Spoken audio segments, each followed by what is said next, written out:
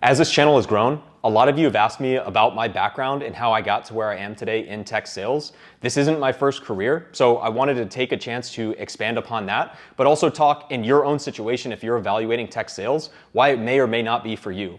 And just as a brief highlight, again, there's been a lot of work in the meantime. It's not all sunshines and roses, but in the first 4 years I've been in tech sales, I've quadrupled my income. I've won President's Club twice. And in addition to that income, this platform that I'm building here on YouTube with Tech Sales Ascension, our sales academy and bootcamp, that is now in of itself a six-figure business in its second year. And that sounds great. I'm very fortunate to be where I'm at. However, it has been very stressful, and today I just want to talk about some of the raw skills that you might want to gut check yourself and see if you have before just chasing this career randomly, but also paint an accurate picture about maybe a 5 or so year timeline, which I think is where you really experience the drastic upside in tech, where you can really make the most money, and I think that's often lost today in all the hype around tech sales. But just as a background on my own journey in 2016, I graduated college, I moved to Texas, I got the engineering job that I wanted. It was at this great company, this huge company, very renowned for all these different things, and I got about 6 months into the job and really started to question if it was for me. But I had also put so much time and energy into getting there in the first place, I almost doubted myself and was afraid to make a change. But underlying all of this as well, just for your reference, I was a student athlete in college as well. I played for Team USA in a niche sport called team handball, ended up having an awesome opportunity to travel the world. And it was really difficult for me coming from a performance-based environment where if you don't practice well, if you don't play well, you don't play. If you don't perform, you don't play. And going into this engineering environment, again, credit to all the smart engineers out there, it just wasn't a fit for my personality.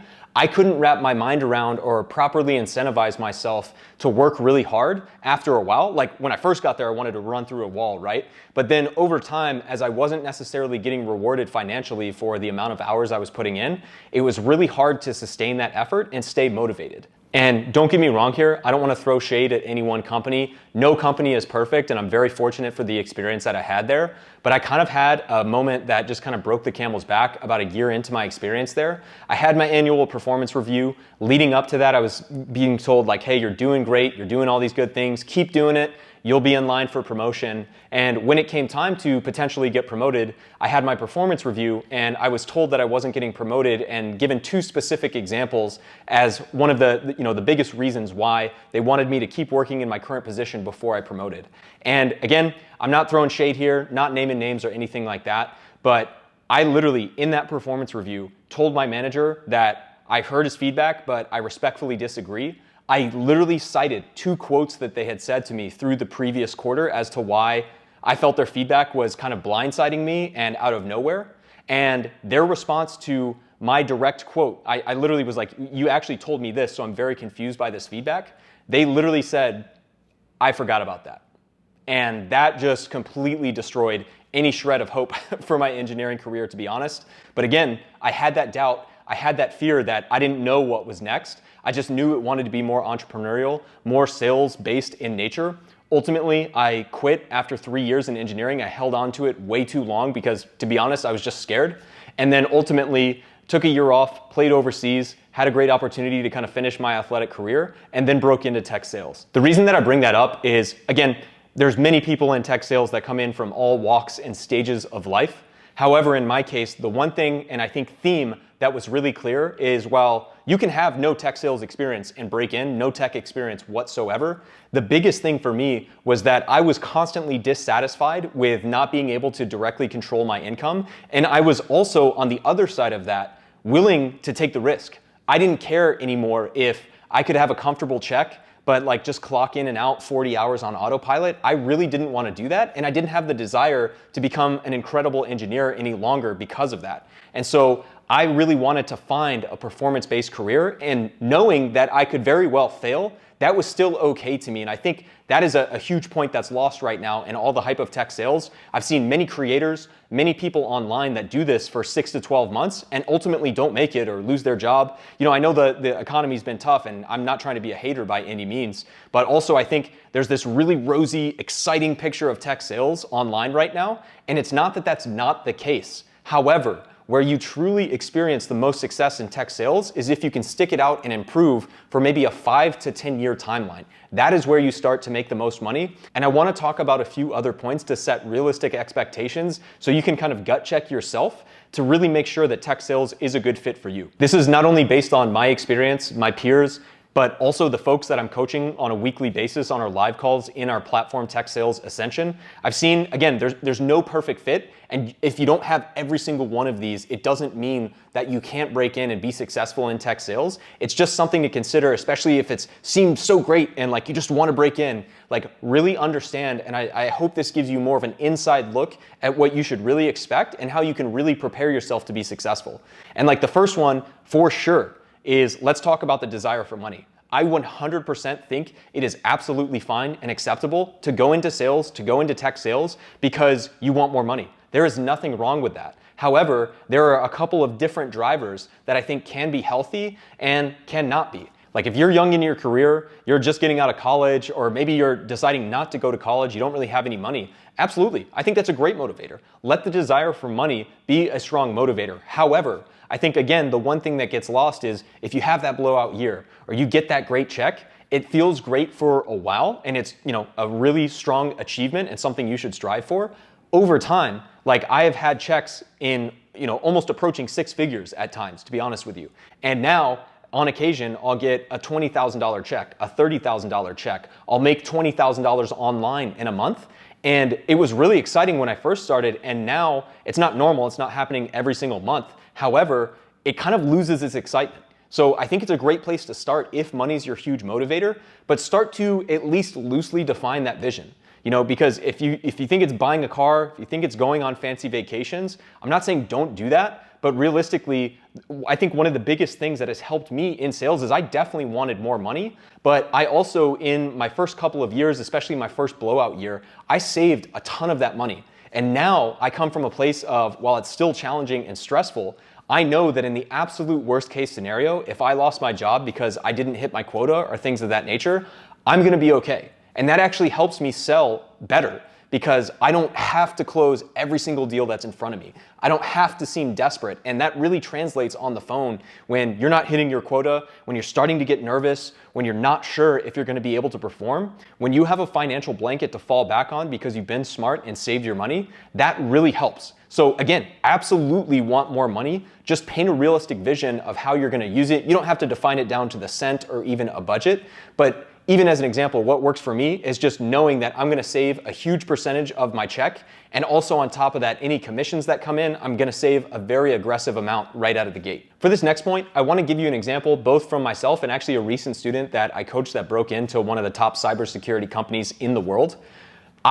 I think, again, it's not that I was like great at sales. I had never had a sales job before in my life before breaking in as an SDR in tech sales. However, I was naturally over time very, very interested in entrepreneurship, very interested in sales myself. And even on the gap year where I played sports overseas, when I came back before I broke into tech sales, I even started a small coffee business. Nothing crazy, didn't really make that much money. However, if you're in that situation where you're listening to business podcasts, you're very interested in starting your own business long term, so much so that it's motivated you to seek content, to actively read books, to actually try a small business or even creating content or something of that nature, that's honestly some of the raw skills that I see where you have enough drive to try something on your own, knowing that it's probably gonna fail. Like when you're at zero and you have no business reputation or anything, it's really difficult to get something started. But if you're still taking those swings at the bat, or at least even just educating yourself by watching content like this, reading books, that's a pretty good sign that at least you have the raw aptitude and coachability to potentially be good in tech sales. Another great example of this is a recent student that I coached. They actually graduated college, struggled to find a job for almost 2 years. However, during that time, part of that was because they wanted to try being a UX UI designer. They actually tried to freelance and create their own online business. And even though they didn't have a lot of success, they had reached out to clients. They had generated proposals before. They had attempted to build a meaningful business and attract attention to their business, even though it wasn't successful. Just the fact that they were willing to try that was a great skill. And I say that as someone that came over from an engineering career that delayed my decision to ultimately break into tech sales for way too long and just overthought and overthought while simultaneously being like, oh, sales, I could do that, whatever, you know? And I think it's really different and nuanced when you actually get in it. So if you're already going out of your way to even educate, if you're already going out of your way to try a business, even if it's not directly related to tech, I think it's a great sign that you would have the aptitude to be in tech sales. My third point is also, I see a lot of people that just kind of get caught up in this wave and they watch a couple videos on tech sales, they're super excited and they're like, yeah, I love tech. I'm just really interested. I've always been a computer person, and all you've really done is like check your email and install Google Chrome. And I'm not being a hater, don't get me wrong, but at the same time, like, you don't have to necessarily love tech sales to get into it, but just understand what tech sales is. And also, you know, if it's something that you can't even get excited about at all, like truly, if you can't take that excitement and actually read through a company's white paper that you're interviewing with, or, you know, watch numerous hours of their company videos, their company webinars to try and understand what they're talking about and what they do, it's not really a good sign, and it may just be a sign that you're following the hype and not willing to actually put in the work to do it. If you're not interested in this at all, like if you just watch the YouTube videos of me or someone else that talk about making X amount of money, you get real excited then, but then when it actually comes time to learn about the tech, when it actually comes time to prepare for an interview, you're not actually going out of your way to try and position yourself as the best candidate, not just someone who's interested in tech sales. I think it's really challenging, and I see a lot of people that get caught up in the hype train and don't actually follow through with the work required to be successful. And one other major point, and I swear I'm not trying to discourage you, it's just giving you a realistic look, right? Is while I don't necessarily think this is a requirement, and I know that many people entering tech sales are at different stages of life, I had the unique opportunity to work in a different career that I ultimately didn't enjoy, to no fault of the career or the quality people that worked there. It just wasn't a fit for my personality. And that's what I'd say too. In my case, I overthink a lot, but I finally just got to the point where I was like, you know what? I can't do this anymore. Like, even if I make less money, or even if I make the same amount of money in tech sales, I would much rather do that. I would much rather take that risk than have a steady job with limited upside, have a steady job where I'm not directly rewarded for the work that I put in. And I was totally willing, again, the upside is very exciting and shiny, but understand that when you're going into a tech sales career, there is risk. And it doesn't mean if you're fired one time, you can never find another job, anything like that. However, you need to understand that going into tech sales, there are people that don't make it. There are people that get burnt out after doing this for 3 or 4 years. And I think some of that comes back to maybe they had a short-term mindset on money. Maybe it's not as exciting anymore, like I mentioned earlier, because they have like a slightly nicer car, but it's not what they expect. And it's a combination of all of these different points. However, I would say, like, if you're in that career right now as an accountant, or maybe you're in, you know, a non-college track job and you've worked your way up to a job, sales is kind of exciting, it looks cool. Like, if you are okay embracing that risk and knowing that, again, many more people than not make it, but there are a non-trivial percentage, call it 10 or 20%, that don't pan out.